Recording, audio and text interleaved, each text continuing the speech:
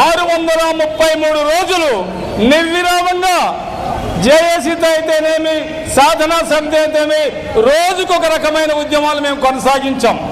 పట్టణంలో అనేక ఆనాటి ప్రభుత్వం మరి నాజీలాగా వ్యవహరించింది. మేము రేపు బంద్ చేస్తామంటే రాత్రిలోనే హౌస్ అరెస్ట్ చేయడము, రేపు ఊరేగింపు ఉందంటే ముందుగానే కస్టడీ తీసుకోవడము, టౌన్ బ్యాంక్ కాడికి వస్తే లోపలికి ఇక్కడ మున్సిపల్ ఆఫీస్ బంద్ చేద్దామంటే అక్కడ రానిలేదు. తర్వాత ఈ ప్రస్తుతం ఎమ్మెల్యే గారు గౌతమ్ గారు, నేను ఇంకొద్దిమంది మమ్మల్ని దాదాపు 2 కిలోమీటర్లు పోలీసు తరుముకున్నారు. అందరినీ కాలువ కట్టానండి.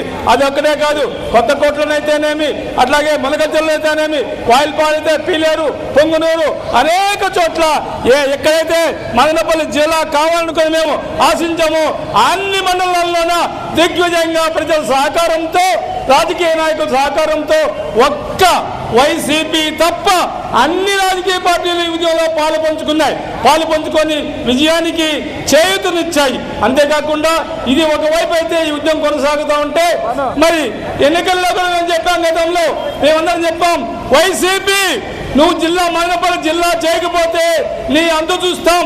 అంబేద్కర్ ఓటుని ఆయుధం ఇచ్చాడు, ఆయుధంతో నిన్ను తరిమి కొడతామన్నాము. అలాగే దళిత ఉద్యమకారులు అయితేనేమి, ఆ రోజు సాధనా సమితి జేఏసీ మరి అందరూ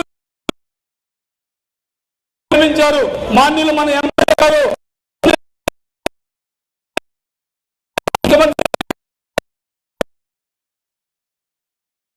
ఖచ్చితంగా అభ్యంతరాలు తెలుపు ఉన్నారు. కానీ సాధన చేసినటువంటి, పోరాటం చేసినటువంటి అందరికి కూడా జై భీములు. అట్లాగే ఈ ప్రభుత్వం మాపై పెట్టిన 100 మంది పైన కేసులు పెట్టారు. కేసులన్నీ బేషరతుగా ఎత్తివేయాలని కోరుతూ మదనపల్లి జిల్లాలో సాధించుకోవడంలో మదనపల్లి మరియు చుట్టుపక్కల ప్రాంతాల నుంచి వివిధ పార్టీలు, సంఘాలు, నాయకులు, కుల సంఘాలు ప్రతి ఒక్కరూ పోరాటం చేస్తే వచ్చిన ఈ మదనపల్లి జిల్లా దీన్ని ఈరోజు అభినందన సభగా ర్యాలీ నిర్వహిస్తున్నటువంటి బీఎస్పీ రాష్ట్ర అధ్యక్షుడు గౌతమ్ కుమార్ గారికి ధన్యవాదాలు తెలియజేస్తున్నాను. ఈరోజు మదనపల్లిలో జిల్లా వచ్చిందంటే ప్రతి ఒక్కరూ కారణం. భారతదేశంలోనే ప్రముఖ చరిత్ర కలిగిన మదనపల్లి ఈరోజు జిల్లా సాధించుకున్నందుకు మదనపల్లిలోని రాజకీయ పార్టీలు కానీ, ప్రజలు కానీ, విద్యార్థులు కానీ ప్రతి ఒక్కరూ సంతోషాన్ని వ్యక్తం చేస్తున్నారు. అదేవిధంగా రాబోయే రోజుల్లో మదనపల్లికి కావాల్సిన ప్రతి ఒక్క అంశంలోనూ అభివృద్ధి పరంగా పోకపోతే ప్రభుత్వ ఆసుపత్రిని పీపీపీ విధానం అంటారు, మెడికల్ కాలేజీని గవర్నమెంట్ మాత్రమే నిర్వహించాలి, బీటీ కళాశాలను యూనివర్సిటీ చేయాలి, రోడ్లు, మౌలిక వసతులు చాలా ఉన్నాయి. జిల్లా అయినంత మాత్రాన ఇళ్ళకు కానీ పండుగ అయిపోదనే విధంగా అవసరాలు చాలా ఉన్నాయి. పండుగ చేసుకోవాలంటే చాలా అవసరాలు ఉన్నాయి. అవన్నీ తీస్తే తప్ప మదనపల్లి జిల్లాకు మనం సంపూర్ణంగా ఆస్వాదించలేం. కాబట్టి ఖచ్చితంగా ఇప్పుడున్న కూటమి ప్రభుత్వం ఏదైతే జిల్లా ఇస్తున్నామని చెప్పారో, మాట ఇచ్చారు కాబట్టి జిల్లా ఇచ్చారు, వారికి సంతోషం. కానీ తర్వాత జరగబోయే అభివృద్ధి పైన ఏమనే మాత్రం అలసత్వం చూపకుండా ఖచ్చితంగా ప్రజల పక్షాల మీద అభివృద్ధికి బాటలు వేయాలని, లేకపోతే జిల్లా సాధనకు ఏ విధంగా చేసి ఉద్యమం సాగించి ప్రజా పోరాటం చేసి జిల్లాను సాధించుకునేందో అదే విధంగా ప్రతి ఒక్క అంశాన్ని మళ్ళీ ఉద్యమ రూపంలో ప్రతి ఒక్కటి మేము సాధించుకుంటామని చెప్పి ఈ సందర్భంగా కాంగ్రెస్ పార్టీ తరఫున నేను ప్రతి ఒక్కరికి తెలియజేస్తూ, ఈ మదనపల్లి జిల్లా ఇచ్చింది కాదు, మదనపల్లి జిల్లా ఇవ్వడం అనివార్యమని చెప్పి ఈ మదనపల్లి జిల్లా ఉద్యమాన్ని డాక్టర్ బాబాసాహెబ్ అంబేద్కర్ సాక్షిగా మేము సాధించుకున్నటువంటి జిల్లా ఈ మదనపల్లి జిల్లా అని చెప్పి నేను కూడా మరొకసారి తెలియజేస్తా ఉన్నాను. మిత్రులారా, ఈ నేపథ్యంలోనే నేను ఏదైతే గత వైఎస్ఆర్ కాంగ్రెస్ పార్టీకి సవాల్ విసిరి చెప్పాం, మదనపల్లి జిల్లాకు మోసం చేస్తే మీరు కాలగర్భంలో కలిసిపోతారని చెప్పాం. అది ఈ రోజు వైఎస్ఆర్ కాంగ్రెస్ పార్టీ ఎదుర్కొంటా ఉంది. నేను ఈ రోజు చెప్తా ఉన్నా, తెలుగుదేశం పార్టీ ఈ రోజు ప్రభుత్వానికి ఇచ్చినటువంటి మదనపల్లి జిల్లాను స్వాగతిస్తా ఉన్నాం.